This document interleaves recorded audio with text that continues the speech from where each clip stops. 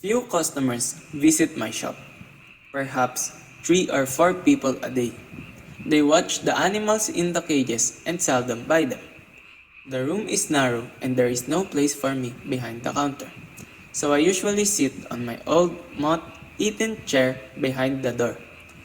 As I stare at frogs, lizards, snakes, and insects which wiggle under thick yellowish plates of glass.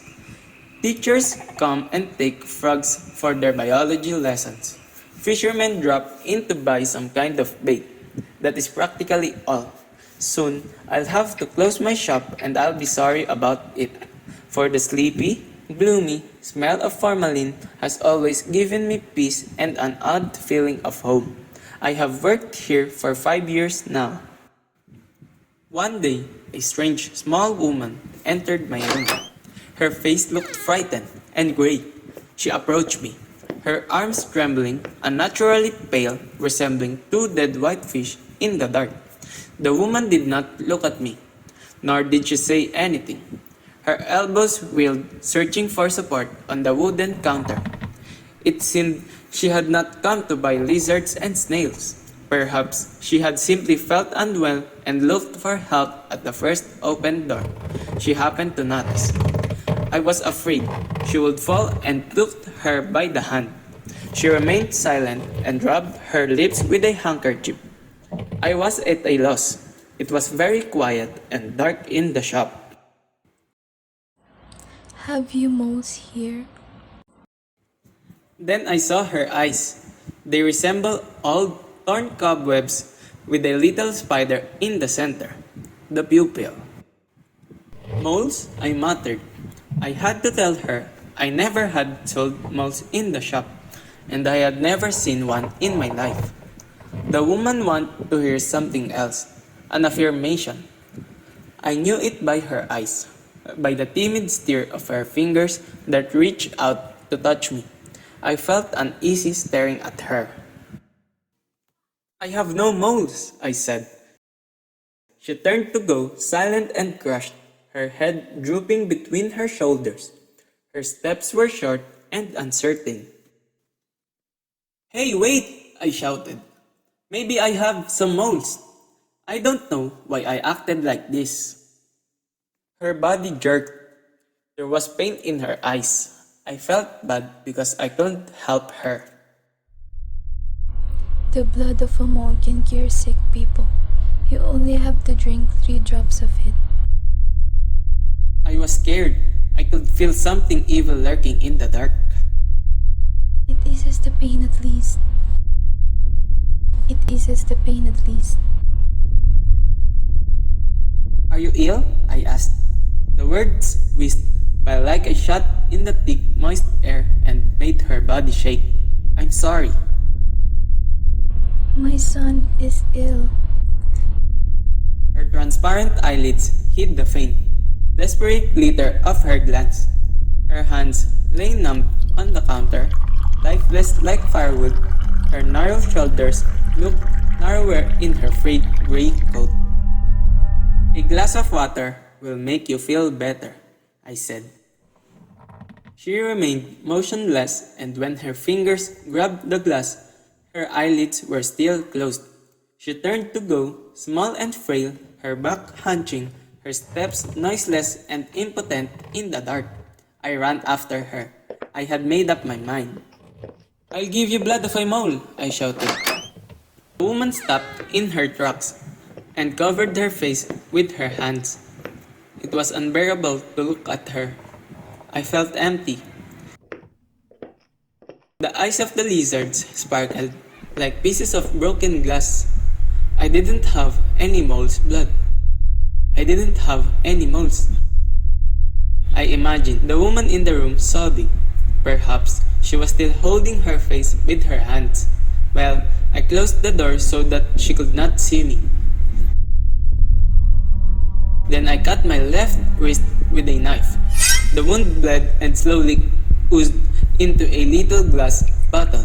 After 10 drops had covered the bottom, I ran back to the room where the woman was waiting for me. Here it is, I said. Here's the blood of a mole. She didn't say anything, just stared at my left wrist. The wound still bled slightly, so I thrust my arm under my apron. The woman glanced at me and kept silent. She did not reach for the glass of bottle. Rather, she turned and hurried toward the door. I overtook her hand and forced the bottle into her hand. It's blood of a mole! She fingered the transparent bottle. The blood inside sparkled like dying fire. Then she took some money out of her pocket. No, no, I said. Her head hung low. She threw the money on the counter and did not say a word. I wanted to accompany her to the corner. I even poured another glass of water, but she would not wait. The shop was empty again, and the eyes of the lizard glittered like wet pieces of broken glass. Cold, uneventful days slipped by. The autumn leaves whirled hopelessly in the wind, giving the air a brown appearance. The early winter blizzards hurled snowflakes against the window and sang in my veins. I could not forget that woman. I'd lied to her. No one entered my shop, and in the quiet dusk, I tried to imagine what her son looked like. The ground was frozen, the streets were deserted, and the winter tied its icy knot around houses, souls, and rocks. One morning, the door of my shop opened abruptly. The same small gray woman entered, and before I had time to greet her, she rushed and embraced me. Her shoulders were weightless and frail, and tears were streaking her delicately wrinkled cheeks. Her whole body shook, and I thought she would collapse. I caught her trembling arms. Then the woman grabbed my left hand and lifted it up to her eyes. The scar of the wound had vanished, but she found the place. Her lips kissed my wrist, her tears made my skin warm. Suddenly, it felt cozy and quiet in the shop. He walks. The woman sobbed, hiding a tearful smile behind her palms. She wanted to give me money. Her big black bag was full of different things that she had brought for me. I could feel the woman had raised herself up. Her fingers had become tough and stubborn. I accompanied her to the corner, but she only stayed there beside the street lamp, looking at me, small and smiling, in the cold. It was so cozy in my dark shop, and the old imperceptible smell of formalin made me dizzy with happiness. My lizards were so beautiful that I loved them as if they were my children. In the afternoon of the same day, a strange man entered my room. He was tall, scraggly, and frightened. Have you the blood of a mole? No, I haven't. I have never sold moles here. Oh, you have. Teardrops. My wife will die. You have. Please. He squeezed my arm. My blood trickled slowly from the wound. The man held a little bottle, and the red drops gleamed in it like embers. Then the man left, and a little bundle of banknotes rolled on the counter.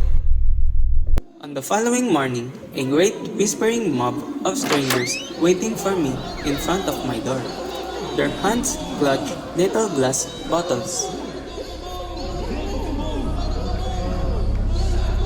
They shouted, shrieked, and pushed each other. Everyone had a sick person at a home and a knife in his hand.